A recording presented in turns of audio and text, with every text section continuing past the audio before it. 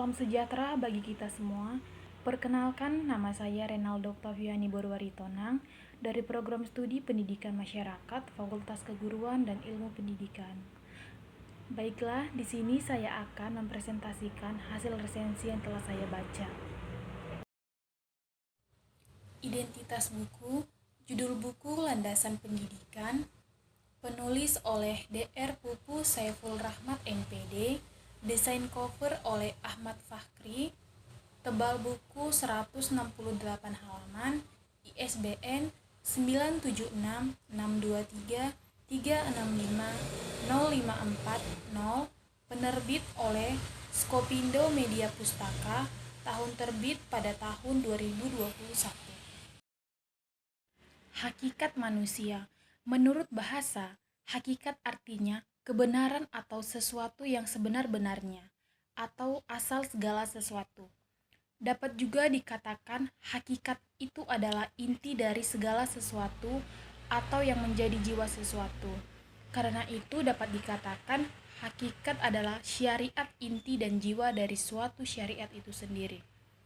Adapun wujud dari sifat hakikat manusia adalah yang pertama itu kemampuan menyadari diri, yang kedua kemampuan bereksistensi, yang ketiga pemilikan kata hati, yang keempat moral, dan yang kelima kemampuan bertanggung jawab.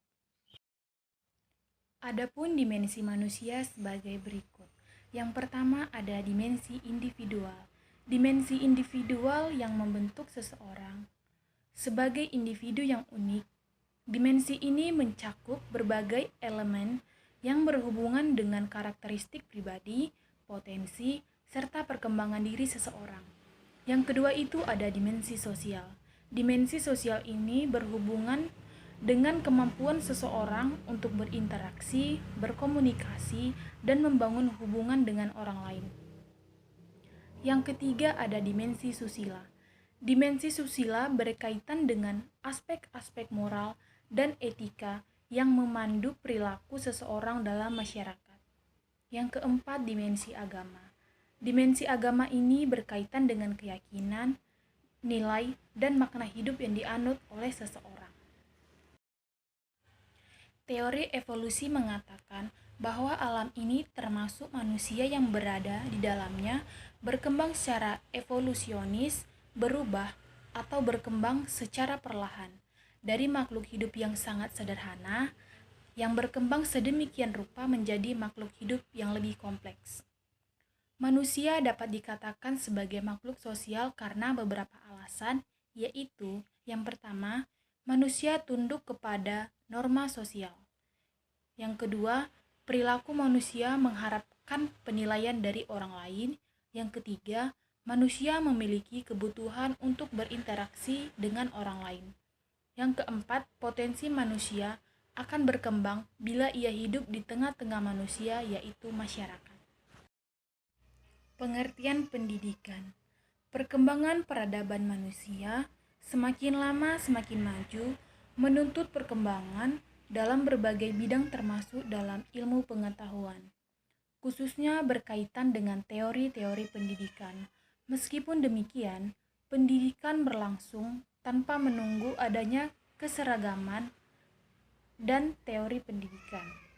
Suatu pengertian yang dianut semula lazim adalah bahwa pendidikan ialah hasil peradaban suatu bangsa yang dikembangkan atas dasar pandangan hidup bangsa yang diwariskan turun-temurun kepada generasi berikutnya. Teori pendidikan. Yang pertama, fungsi pendidikan. Pendidikan memiliki fungsi untuk membantu manusia keluar sebagai pemenang dalam perkembangan kehidupan dan persaingan dalam penyempurnaan hidup lahir dan batin antar bangsa. Yang kedua, tujuan personal pendidikan. Memiliki tujuan pendidikan dan pengajaran adalah untuk membentuk secara terus-menerus kesempurnaan lahir dan batin anak, agar anak dapat mengikuti perkembangan masyarakat yang selalu mengalami perubahan atau kemajuan. Yang ketiga, kurikulum. Yang keempat, metode pendidikan. Metode pendidikan yang di sini adalah yaitu pemikiran pendidikan yang dikembangkan berdasarkan konsep sekolah kerja atau sekolah hidup atau sekolah masyarakat. Pilar-pilar pendidikan dan pendidikan sepanjang hayat. Pilar-pilar pendidikan dan pendidikan sepanjang hayat di dalam buku ini, penulis membahas tentang 4 pilar pendidikan dari UNESCO, yaitu belajar untuk mengetahui, belajar untuk terampil, belajar untuk menjadi seseorang, dan belajar untuk menjalani kehidupan bersama. Penulis juga menjelaskan tentang pendidikan sepanjang hayat, yang dimana pendidikan sepanjang hayat adalah proses pendidikan yang berlangsung seumur hidup manusia tanpa batas waktu. Kelebihan, di dalam buku ini banyak sekali teori tentang dasar-dasar pendidikan. Penulis menjelaskan setiap bab dengan baik dan bahasa yang digunakan oleh penulis juga mudah dipahami. Buku ini dapat menjadi pegangan mahasiswa pendidikan dan setiap orang yang ingin mengetahui tentang dasar ilmu pendidikan.